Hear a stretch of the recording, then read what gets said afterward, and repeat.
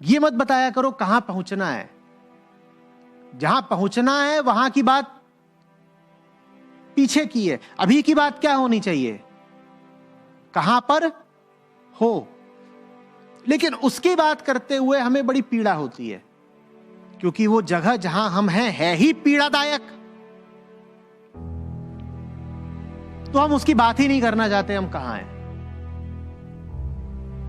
इसलिए हम अपनी वर्तमान स्थिति की बात ही नहीं करना चाहते,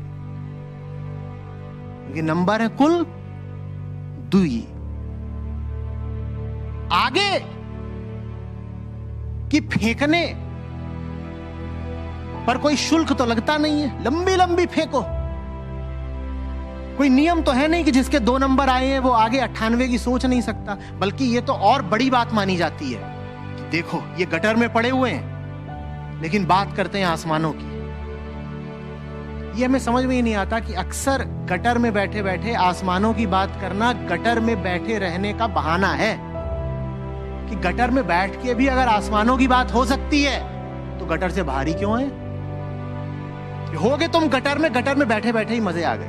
नंबर है 2 और बात कर ली नंबर 98 की, शाबाश, अगले साल 98%।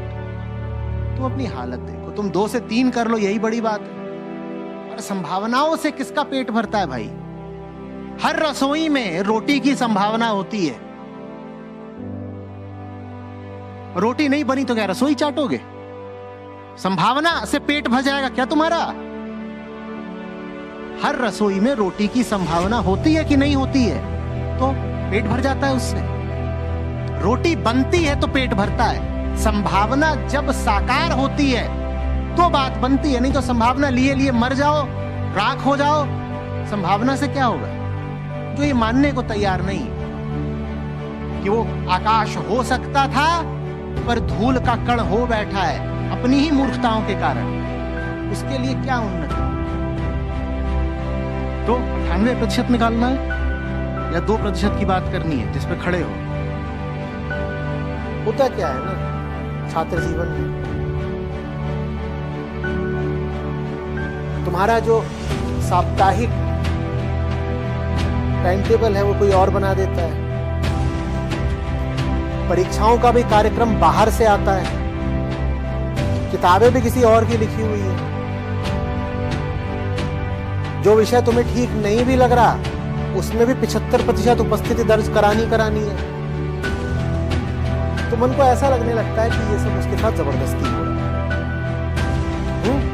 लो आ गया नया सेमेस्टर, ये नया ईयर, और ये आ गई नई किताब सामने रख दी गई है ना। और हमने तो नहीं चाहा था कि 12 अप्रैल से परीक्षाएं हों, लेकिन परीक्षाओं का कार्यक्रम आ गया, उसमें 12 अप्रैल लिखा। हमसे पूछ के थोड़ी लिखा था, हमसे पूछ के नहीं लिखा था, माने हमारे साथ जबरदस्ती हो रहा है। जब हमारे साथ जबरदस्ती हो रहा है तो हम क्यों करें। आदमी भूल ही जाता है कि ये जबरदस्ती तुमने खुद स्वीकार करी है। ये जबरदस्ती तुम्हारे साथ हो रही है क्योंकि तुमने उस किताब से प्रेम का वादा करा है, और वादा करने के बाद मुकर नहीं सकते अगर वादा सच्चा है। मैंने चुना है ना भाई, कोई चीज कीमती है, जरूरी है, तभी तो चुनी है। अगर वो जरूरी है तो फिर वो तुम्हारा ध्यान खींचेगी। नहीं खींच रही है लेकिन ये तुम्हारा अनुभव यही कह रहे हो, तो इसका मतलब ये है कि तुम जो कुछ कर रहे हो उसमें तुम्हारा चुनाव निहित नहीं है, कोई जोर जबरदस्ती चल रही है। सच्चा चुनाव वास्तव में प्रेम होता है, इसीलिए वो अचुनाव होता है। इसीलिए उसमें चुनाव करने की प्रक्रिया में बहुत झंझट नहीं होती। जैसे प्रेम में झंझट होती है बहुत, क्या प्रेम करूं कि नहीं करूं है भाई। सच्चा चुनाव एक तरह से विवश कर देता है। जब चुन लिया तो इसी के साथ है, मन इधर उधर भाग ही नहीं सकता, खुद ही तो चुना है, इश्क है भाई। अब कैसे इधर उधर भाग जाओगे। और अगर इधर उधर भाग रहे हो तो इसका मतलब चुना ही नहीं है, या चुनाव बेहोशी में हुआ है।